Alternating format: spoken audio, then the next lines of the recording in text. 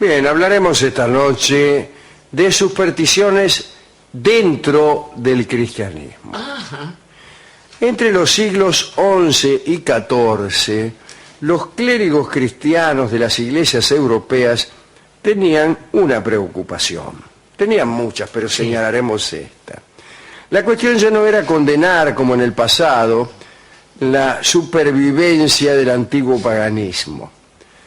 En aquella época era en el propio seno de las prácticas legítimas donde había que perseguir las supersticiones. Las autoridades religiosas estaban muy atentas a los desvíos que podían sucederse en el propio culto. Debía cuidarse con toda intensidad la liturgia consagrada. Vamos a ver de qué hablamos. Algunos se alejaban bastante de las indicaciones de sus párrocos y directamente no cumplían con ninguna regla cristiana. Las crónicas religiosas están repletas de historias de castigos sobrenaturales que recaían al instante sobre los que pretendían, por ejemplo, trabajar en días inconvenientes. Es decir, esta primera situación no es tan conflictiva, porque después de todo es la divinidad misma que en forma automática produce el castigo. ¿Usted trabaja en domingo? Pues la divinidad provee el castigo.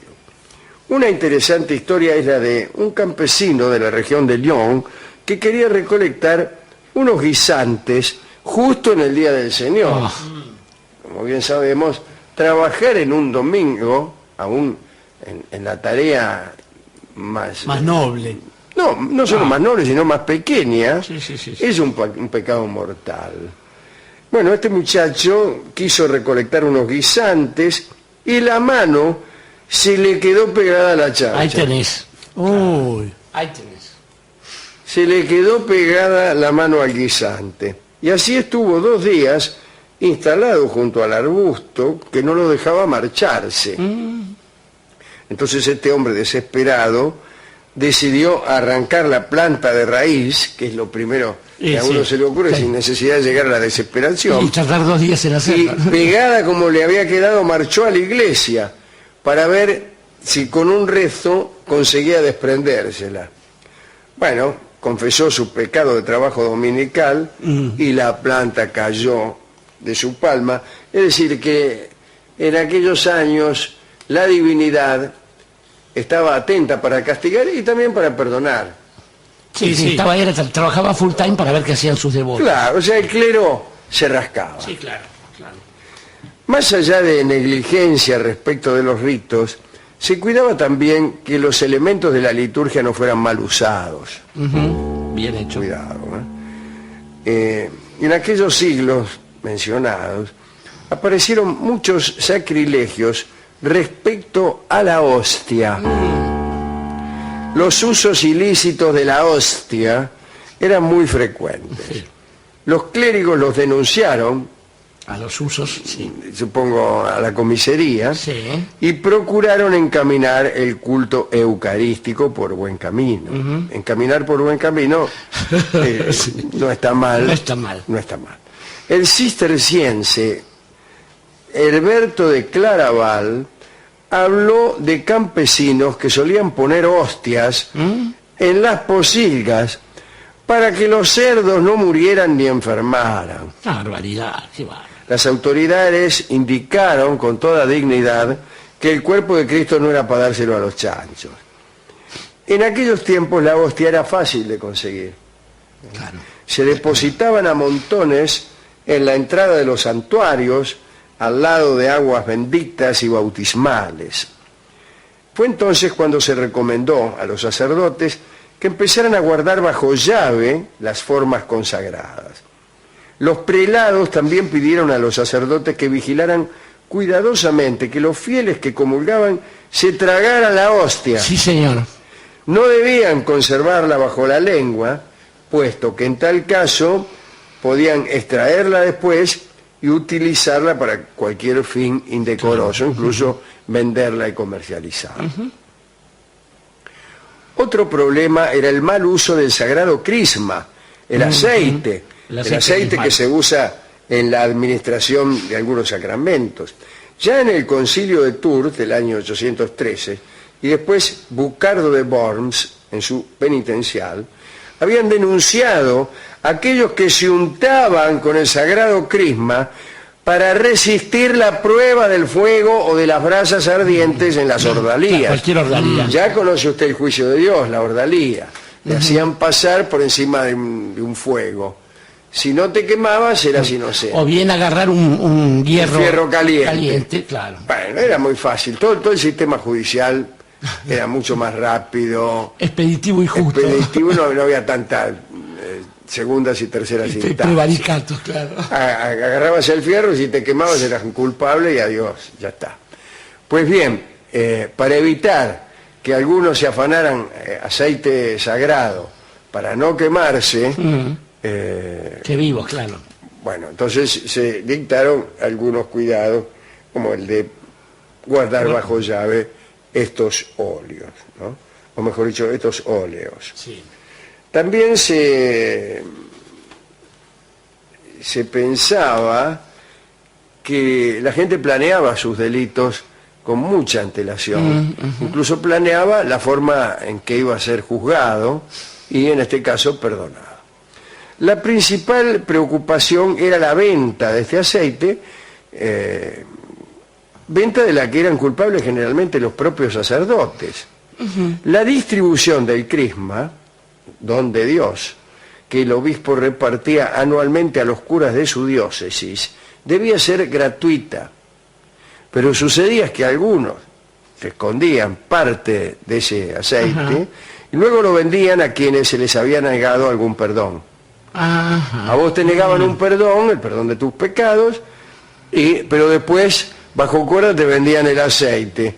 Y con ese aceite podrían reconciliarse con el cielo sin otra ayuda. También lo compraban los familiares de los muertos a quienes se les había negado la extrema unción o a quienes se les había indicado un infierno seguro. Los suicidas, por ejemplo. Claro, muy bien, amortajaban a los tipos con este aceite para conseguir alguna posibilidad de ganarse el paraíso. Y finalmente señalo la humillación de los santos, que es una mala costumbre litúrgica. El ritual de la humillación de los santos estaba dedicado a obligar a un santo a favorecer a determinada comarca o a determinado grupo de personas. Para eso los monjes depositaban en el suelo, ante un altar, las reliquias de su santo patrón, y estas reliquias eran cubiertas de espinas, y se entonaban lamentos y amenazas. En una palabra, se le decía al santo que si no intercedía y ayudaba, lo iban a continuar atormentando. Y la función de ese ritual era naturalmente obligar al pobre santo a interceder ante Dios en favor de sus servidores. Una extorsión, verdaderamente. Una extorsión. Sí. Y algunos santos, hay que decirlo, por muy santos que fueran, finalmente aflojaban. Y claro. Se llama así, que me importa. Con tal de que no sigan con esto. Y había numerosas comunidades que prosperaban en virtud de esta clase de chantage. De chantage, bien. Bueno, digamos para terminar que en 1274 el segundo concilio de Lyon condenó como abuso y ausencia de devoción aquella costumbre de conseguir ayuda milagrosa merced al zamarreo de un santo. Claro. Y desde entonces, gracias a esta intervención conciliar, los santos no fueron sometidos a esta humillación e indignidad. Quiere decir que estamos mucho mejor que antes. Sí, claro. Hay cosas que ya no pasan, por suerte. Bueno, no sé, pasan afanarse agua bendita. Ahora, me imagino que lo harían más fácil. Sí. En los tiempos menos creyentes no necesitan robar el agua bendita. Pero no. Agarran agua de cualquier naturaleza, ya que no creen en el agua bendita, y se la venden a algún gil. Y terminó, ya está, terminó la historia. Más bien, o sea, aquel que comercia con esas cosas claramente es un no creyente. Luego, ¿para qué precisa que el objeto sea aquel de los que creen? Claro. Y quizás, Alejandro, en eso radique toda la cuestión esta de, de los objetos sagrados, de las reliquias, y también de los objetos del culto. Fíjese que uno se ha preguntado varias veces cuál es la cuestión de los anabaptistas, los que se vuelven a bautizar. Bueno, se bautizan una vez y se bautizan otra más. Es muy probable que en esto, en la palabra y la voluntad del Señor, no esté. Es muy probable que tenga que ver simplemente con disputas de la tierra. El Cristo supo decir en su momento, en esa situación extrema, allí frente a Pilatos, que su reino no era de este mundo, que al César había que darle lo que le correspondía al César y a Dios lo que le correspondía a Dios.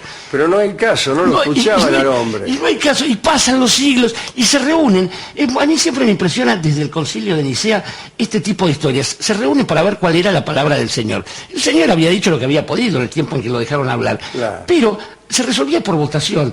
Es raro que una institución tan marcadamente jerárquica como la Santa Madre Iglesia resuelva democráticamente esto. Digo, a ver, vamos a votar. Decían, por ejemplo, el arrianismo, ¿no? ¿Está el cuerpo de Cristo en la Eucaristía? No, voto que no, voto que sí, voto 3-1, el cuerpo de Cristo está en la Eucaristía. Si no accedes a eso, entonces sos un hereje. Es raro que por no tener representación... Justamente allí donde la democracia tiene menos que decir. Así la escuchan. Justamente. Y el colmo de esto llega con la infalibilidad de su santidad, del Papa, ¿no? El Papa es infalible. Supongamos, Dios lo permita, ¿no? Pero que el vicario de Cristo, el primus inter pares, el Romae Vescovum, un día se pira, pues le pasa a todo hombre, ¿no? Y el tipo es infalible. Entonces, de aquí en más nos tenemos que poner la camiseta de Rosario Central para ir. Y no nombra a Rosario Central.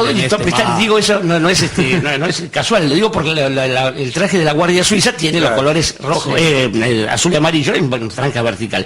Y la gente irá allí en busca de eso. Tengo para mí que en algún momento sería bueno hacer un concilio y reclamar que aparezca algún otro tipo de autoridad. Porque además, justamente, fíjese cómo el aceite que se pone en la crisma, el aceite crismal, es lo que motivará después el carisma, la capacidad de convicción de toda esta gente. Digo, creo que estamos muy confundidos y quizás por eso es que uno no piensa que de pronto a partir del siglo XI, estos 11 se vinculen con algún otro tipo de sacrificio que no sea el de la misa. Yo creo que cada uno, por supuesto, debe hacer su creencia, pero las limitaciones del pedido deben estar un poco más relacionadas con un cierto sentido común. Si no, vamos a creer que en medio de todos los pecados uno los puede purgar yendo a confesarse primero y muy tranquilo poder ir a almorzar ya sin culpa ni cargo porque fue a misa de 11.